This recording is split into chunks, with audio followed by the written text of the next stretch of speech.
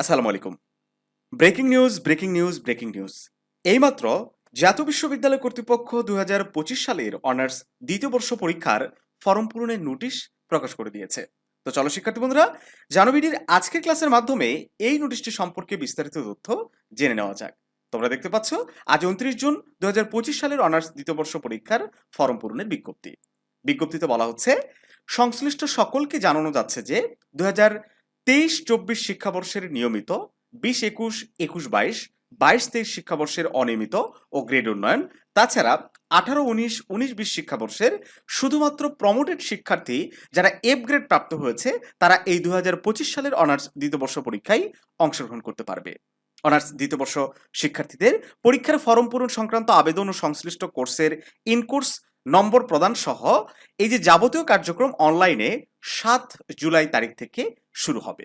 গত সপ্তাহে আমরা একটা ভিডিও দিয়েছিলাম এবং সেই ভিডিওতে একদম নিশ্চিতভাবে তোমাদেরকে জানিয়ে দিয়েছিলাম যে আগামী সপ্তাহে এই ফরম পূরণের নোটিশ প্রকাশ হয়ে যাবে। আমাদের কথা মতো কিন্তু এই নোটিশ দিয়ে দিয়েছে।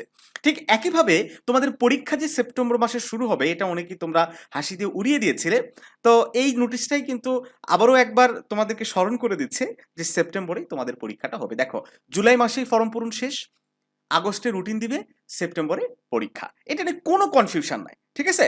সো ফার্স্ট ইয়ারের পরীক্ষা কখন হবে, থার্ড ইয়ারের পরীক্ষা কখন হবে, আবার একসাথে বিশ্ববিদ্যালয় কর্তৃপক্ষ পরীক্ষা নিতে পারবে কি পারবে না, এই ধরনের ফুলিশ চিন্তা ভাবনা করো না। তোমার কাজ ফার্স্ট সেপ্টেম্বরে পরীক্ষা হবে, এটা টার্গেট করে পড়াশোনা স্টার্ট করে দেওয়া। একজন স্টুডেন্ট বলেছে যে ভাইয়া ফার্স্ট ইয়ারের পরীক্ষার সাথে সেকেন্ড ইয়ারের পরীক্ষা নেওয়া কি আদৌ সম্ভব? একই সাথে এতগুলা কি ক্লাসরুমের সংখ্যা আছে? তো আমি বলবো, বোকা, তুমি একটু ঠান্ডা মাথায় চিন্তা করো। একই দিনে তো পরীক্ষা নেওয়ার প্রয়োজন নাই। আজকে ফার্স্ট ইয়ারের পরীক্ষা হবে, আগামীকাল সেকেন্ড ইয়ারের পরীক্ষা হবে। আর জাতীয় বিশ্ববিদ্যালয় কর্তৃপক্ষ এর আগে কি একই সাথে অনেকগুলো ইয়ারের পরীক্ষা নেয়নি? নিয়েছে। ডিগ্রির এই যে আগামী কয়েকদিন পর থেকে প্রিলি টু মাস্টার্সের পরীক্ষা হবে, আবার ডিগ্রি থার্ড ইয়ারের পরীক্ষা হবে। একই সাথে বিশ্ববিদ্যালয়ের আরো কিছু পরীক্ষা কিন্তু কন্টিনিউ হবে। সো অসম্ভব কিছু না। ওকে, এগুলো ফুলিশ চিন্তা ভাবনা করো না। তো যাই হোক, ফর্ম পূরণ শুরু হবে ৫ জুলাই থেকে, এটি চলবে ২৮ জুলাই পর্যন্ত। আর যাদের ইনকোর্সের মার্ক দেওয়া হয়েছে শুধুমাত্র কিন্তু তারাই এখানে ফর্ম ফিল আপ করতে পারবে। এখন এসে কত টাকা খরচ হবে, এটা কিন্তু আমরা সেই ভিডিওতেই বলেছিলাম যে আসলে খরচটা সম্পূর্ণ কলেজ কর্তৃপক্ষের উপর ডিপেন্ড করে, তবে কিছু জায়গায় কমিয়েছে। এই যে দেখো, গত ভিডিওতে দেখেছিলে এখানে ৩৫০ টাকা নিয়েছিল, সেখানে কিন্তু ৩০০ টাকা করে দিয়েছে, ৫০ টাকা কমিয়ে দিয়েছে। বাংলাদেশে তো কোনো কিছুই কমে না, এখানে একটু আমরা দেখতে পাচ্ছি কমেছে, কিন্তু অন্যান্য জায়গায় ঠিকই বাড়িয়ে দিয়েছে। হ্যাঁ, স্টুডেন্টদেরকে বোকা বানানো আর কি। তো যাই হোক, মোটামুটি একটা টার্গেট রাখো, ৬,০০০ থেকে ৭,০০০ টাকার মধ্যেই তোমাদের ফর্ম ফিল আপটা কমপ্লিট হয়ে যাবে কলেজ ভেদে। তবে কোনো বেসরকারি কলেজে ১০-১২ হাজার টাকাও খরচ হতে পারে। এটা তোমরা কলেজ থেকে জেনে নিবে। এখন এই ফর্ম ফিল আপ কিভাবে করতে হবে এটা নিয়ে আমরা সম্পূর্ণ একটা tutorial video form fill up শুরু হলে আমাদের চ্যানেলে আপলোড করে দেব। সেটা দেখে তোমরা নিজেরাই ফোন থেকেই এই ফর্ম ফিল আপের আবেদনটা করতে পারবে। কোনো কম্পিউটারের দোকানে যাওয়ার প্রয়োজন নাই। তো দেখো, এর পাশাপাশি আর কোন বর্ষের শিক্ষার্থীরা এই ফর্ম পূরণের জন্য আবেদন করতে পারবে, এই বিষয়টা তোমরা একটু মাথায় রেখো। যেটা আমরা শুরুতেই বললাম, এই যে অনিয়মিত যারা রয়েছে তারা দিতে পারবে, এবং বিশেষ ক্ষেত্রে ১৭-১৮ সেশনের শিক্ষার্থীরাও কিন্তু এফ গ্রেড প্রাপ্ত কোর্সে এই পরীক্ষাটা দিতে পারবে।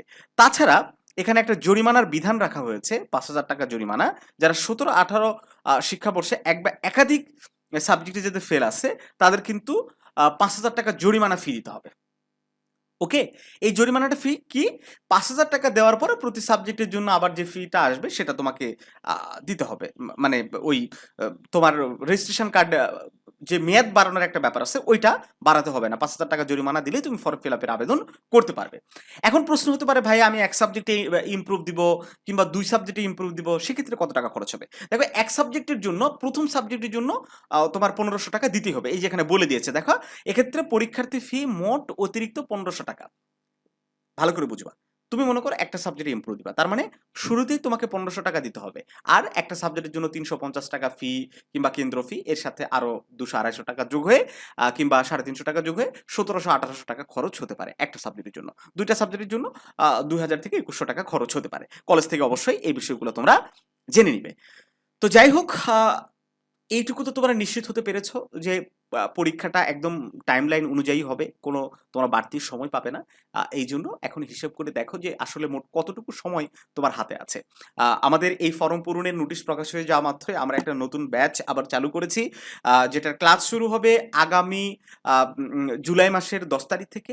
তোমরা যারা ভর্তি হতে চাও, আমাদের সাথে যুক্ত হতে চাও, যুক্ত হয়ে আমাদের সাথে ক্লাস করে আমাদের টিচারদের পরামর্শ মতো আমাদের যে শর্ট সাজেশনগুলো রয়েছে সেই সাজেশনগুলো মতো পড়াশোনা করো।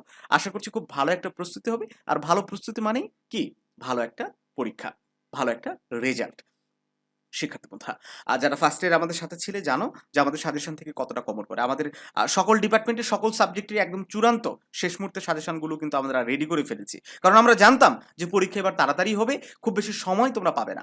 আর এই নোটিশটা দেখে আমাদের মনে আরো একটু সন্দেহ লাগছে যে পরীক্ষা না বোধহয় যে সেপ্টেম্বরের আগেই শুরু হয়। কারণ দেখো 28 সেপ্টেম্বরে তো 28 জুলাই মানে ফর্ম পূরণের লাস্ট ডেট। এখন দেখা যাচ্ছে যে ওই ফর্ম পূরণের ডেট শেষ হওয়ার আগেই রুটিন প্রকাশ করে। হ্যাঁ, তো 1 মাস পরে যদি রুটিন পরীক্ষার ডেট দেয়, তাহলে জুলাই আগস্টের শেষ দিকে 28 এর এই দিকেই দেখা যাচ্ছে পরীক্ষা একটা শুরু হওয়ার সম্ভাবনা রয়েছে। বাট এইটা সম্ভাবনা খুবই কম। সম্ভাবনা সবচেয়ে বেশি যে সেপ্টেম্বরের 10 তারিখের মধ্যেই তোমাদের পরীক্ষাটা শুরু হয়ে যেতে পারে। আর খুব বেশি ডিলে হলে সেপ্টেম্বরের 20 তারিখে 20-22 তারিখের দিকে পরীক্ষা শুরু হবে। এর থেকে খুব বেশি সময় তোমরা কোনোভাবেই পাবে না। তো যাই হোক শিক্ষার্থী বন্ধুরা, ভালো থাকো সবাই। যেকোনো পরামর্শের জন্য আমরা সাথে আছি। আর এই নোটিশটির download link video description box এবং প্রথম কমেন্টে দেওয়া আছে। ভালো থাকো সবাই।